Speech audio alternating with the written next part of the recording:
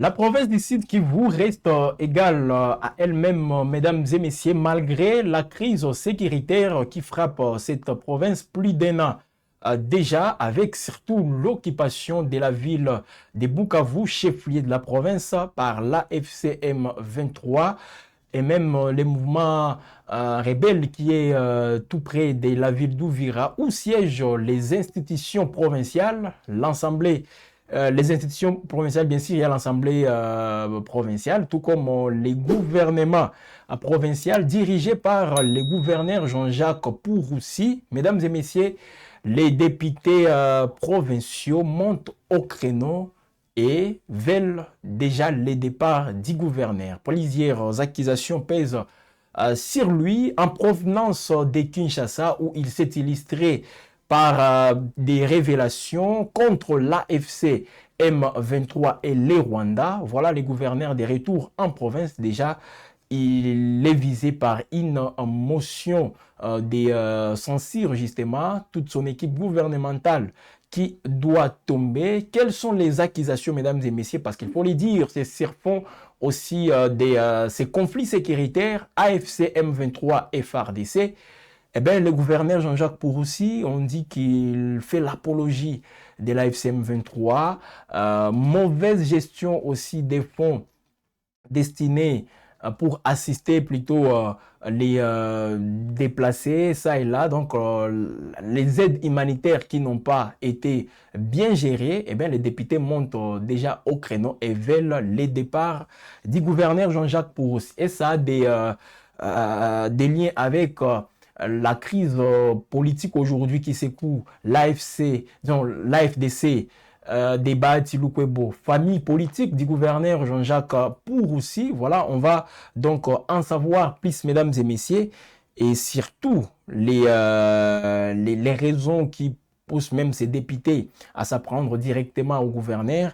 Vous aurez donc leurs déclarations dans cette tranche d'actualité sur Web Info Télévision. Vous êtes donc nombreux en train de nous suivre. Ça nous fait toujours du bien, mesdames et messieurs, de vous compter bien sûr parmi nous ces matins. Alors, on est donc là pour vous informer, justement pour vous donner toutes les informations. L'Est de la République démocratique du Congo, toujours confronté voilà, à ces défis sécuritaires. Et ces défis sécuritaires, c'est ramifié même dans les institutions, non seulement sur le plan sécuritaire, même sur le plan politique. Voilà pourquoi aujourd'hui nous parlons bien sûr de cette actualité au Sud Kivu. Voilà donc à où Vira ça chauffe, mesdames et messieurs, pas parce que les drones sont entrés de sillonner les ciels de la ville, mais c'est plutôt, mesdames et messieurs, des tensions politiques dans les institutions. Tous qui sont là, donc ils se sont déplacés, les députés, les membres du gouvernement provincial, de Bukavu jusqu'à Ouvira, là où ils ont encore les contrôles, bien sûr, et voilà, entre eux, ça ne marche toujours pas. C'est donc cette tension politique, mesdames et messieurs, qui ne fait que franchir un nouveau seuil dans cette province, hein, parce que c'est vrai, la province du Sud Kivu a toujours été caractérisée, bien sûr, par cette instabilité institutionnelle. Tantôt, ce sont les présidents de l'Assemblée provinciale qui tombent n'importe quand, ce sont les gouverneurs aussi. Voilà pour aussi, on se disait peut-être cette guerre justifie la longévité du gouverneur Jean-Jacques Pouroussi à la tête de cette province. Mais voilà, tout d'un coup, voilà, les députés nous disent non, pas question, on est toujours, on a les gouverneurs dans nos visères et voilà cette motion déjà qui vient de tomber. Alors qu'une partie voilà, du territoire reste sous pression voilà, de l'AFCM 23, ils sont au nombre de 18 députés provinciaux qui ont donc déposé hier, mardi 21 avril, une motion de censure contre le gouverneur Jean-Jacques Pouroussi. Voilà, une initiative qui révèle en tout cas des fractures profondes au sein des institutions locales. Alors, c'est une motion adressée au bureau de l'Assemblée provinciale siégeant à Ouvira. La motion s'appuie sur une série d'accusations structurées autour des trois axes principaux. On parle de la mauvaise gestion administrative et financière, manque de transparence, ainsi que des nominations jugées irrégulière. Les signataires dénoncent également, donc les signataires de cette motion, ils dénoncent des violations des procédures budgétaires, dont la conduite des affaires. Donc, j'ai dit, il est plutôt, voilà, ils dénoncent plutôt des violations des procédures, voilà, des violations des procédures budgétaires dans la conduite des affaires publiques. Voilà donc ce qu'il faut retenir. Et comme vous voyez en image, mesdames et messieurs, je vais vous laisser suivre ces députés provinciaux. Parmi eux, il y a de l'INC de Vital Kamerhe et d'autres de l'IDPS. L'IDPS qui est toujours dans tous les sales coups, voilà, ils sont encore là. Aussi qui vous suivez, mesdames et messieurs, ces députés qui expliquent la motivation, voilà, de cette motion visant le gouverneur Jean-Jacques Purusi, voilà, qui vient de Kinshasa après un long séjour, parce que depuis la conférence des gouverneurs, voilà, les gouverneurs Jean-Jacques Purusi avaient pris la direction de Kinshasa, où, rappelez-vous, il avait même animé ensemble avec les porte-parole du gouvernement un briefing presse pour revenir justement sur la situation en province du Sud Kivu. Alors, suivez donc les députés provinciaux, 18 députés qui signent bien sûr cette motion contre Jean-Jacques Purusi. Nous sommes des élus de la province du Sud Kivu et nous fustigeons la manière dont notre province est gérée et nous ne pouvons pas continuer ainsi. Vous pouvez vous imaginer, ça fait longtemps, 1 année et 4 mois, 2 mois, nous sommes à Ouvira, aucune toilette construite. Le budget de la province est géré d'une manière opaque. La population ne se retrouve pas. Et on veut nous dire de rester avec un gouverneur qui ne comprend rien. Et donc, nous sommes ici réunis tous les territoires. En tout cas, tous les territoires. Et nous mettons en garde les gens qui vont instrumentaliser l'action des députés provinciaux. Parce que la motion de censure, c'est aussi un système de contrôle. C'est un système qui doit nous aider, n'est-ce pas, à savoir ce qui se fait dans notre province. Et donc, l'Assemblée est dans l'obligation d'inviter le gouverneur ici, afin qu'il puisse s'exprimer. Et les députés que nous sommes, avec d'autres qui ne sont pas ici, on est nombreux, méfiez-vous, on est déterminés à remettre de l'ordre dans notre province et que le développement s'ensuive. Notre population doit se retrouver, la sécurité doit être rétablie parce qu'on ne comprend plus rien de ce qui se fait dans la gestion de monsieur le gouverneur pour aussi. Et donc, nous sommes là réunis comme un seul homme et nous devons faire ce qui est possible pour que la question sécuritaire soit reprise dans les mains, comme le chef de l'État veut. On veut voir un gouverneur capable, un gouverneur qui a une personnalité, pas la personne de M. Purusi, qui est très léger dans la gestion de la province. Voilà. Merci. Au-delà de ces griefs classiques, les accusations prennent une tournure particulièrement grave. Le gouverneur est aussi soupçonné d'actes de détournement des fonds à grande échelle, incluant plusieurs millions de dollars liés à différents programmes publics, ainsi que des ressources destinées à la sécurité, mais aussi au développement. Parmi les éléments évoqués, voilà, figurent aussi des allégations concernant la gestion des lingots d'or et des biens publics dans un contexte déjà fragilisé par la guerre. Les mêmes députés, mesdames et messieurs, parmi eux, il y a ceux-là qui parlent, qui vont plus loin plutôt en évoquant des pistes, des prises de position aussi ambiguës face à l'AFC M23, ce qui alimente donc un climat de suspicion autour de la loyauté politique du gouverneur Jean-Jacques Purusi. Comme vous le savez, nous sommes dans une période aussi critique pour la province du Sud Kivu. Alors, ici, on parle, on l'accuse d'apologie à l'AFC M23, détournement des 10 lingots d'or de 15,712 kilos, détournement des véhicules provinciaux à l'arrivée de ces services à Uvira après la chute de la ville de Bukavu, détournement de 5,5 millions de dollars par mois depuis son investiture, soit 44 millions de dollars en 8 mois. Donc, de juin 2024 jusqu'en février 2025, 700 000 dollars destinés à l'identification des Wazalendo sur différents fronts. 90 millions de dollars des fonds Star Est, voilà ces programmes de la Banque mondiale destinés au territoire de Kalehe, Fizi, Uvira et Mwenga, logés à la Robank sur financement, voilà comme je le disais, de la Banque mondiale. Voilà plusieurs accusations quand même, 400 millions, 700 000 dollars, 5,5 millions, on parle aussi des véhicules, 10 lingots d'or, voilà toujours Jean-Jacques Pouroussi, et à cela on peut aussi les députés, certains députés parlent maintenant évoquent l'apologie à l'AFC M23, prise de position ambiguë, ce qui met en cause donc sa loyauté envers le président Félix Tshisekedi. Voilà donc Jean-Jacques Pouroussi sur une chaise éjectable. Alors là déjà on peut se rappeler aussi de son autorité morale au niveau politique. Bahati Lukwebo, c'est qu'il vient aussi de connaître au niveau du Sénat. Il n'est plus deuxième vice-président du Sénat,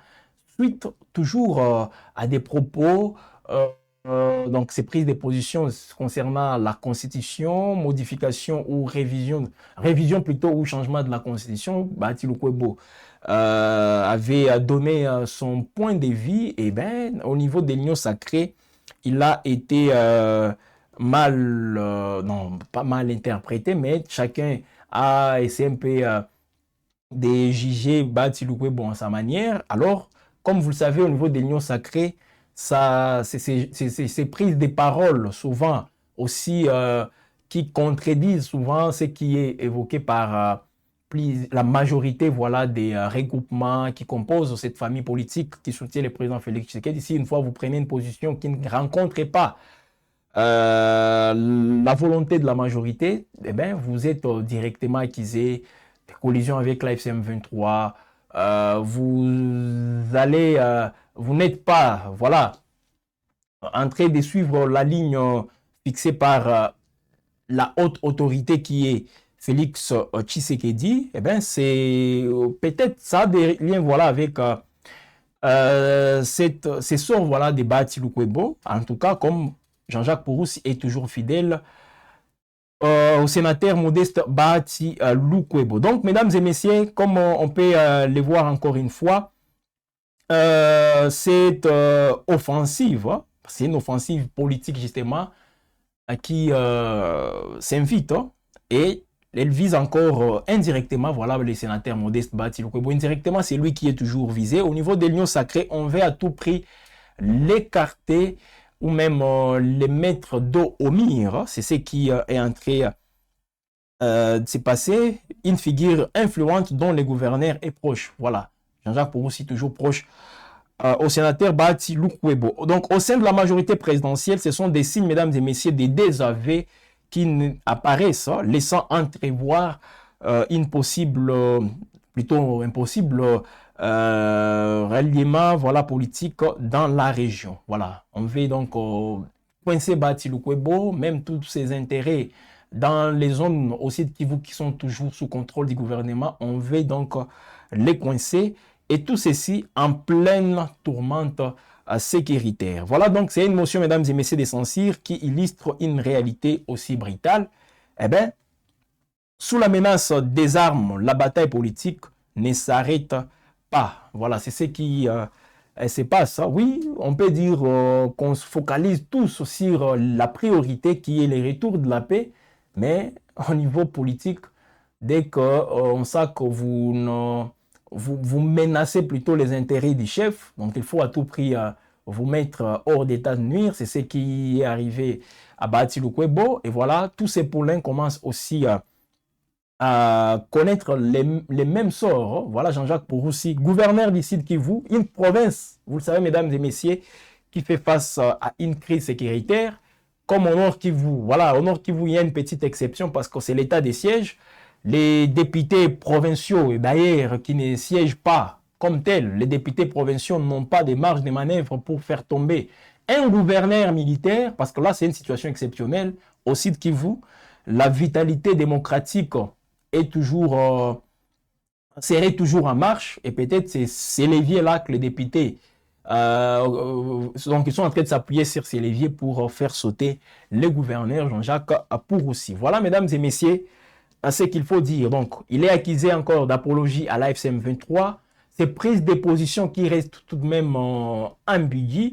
Voilà, Jean-Jacques Apouroussi, vous le savez, mesdames et messieurs, dans ses sorties médiatiques, lui, il est toujours très percutant aussi lorsqu'il accuse les Rwandais, lorsqu'il accuse l'AFC M23. Récemment, il a même promis des retours à Bukavu, comme il a récemment signé son retour à Uvira.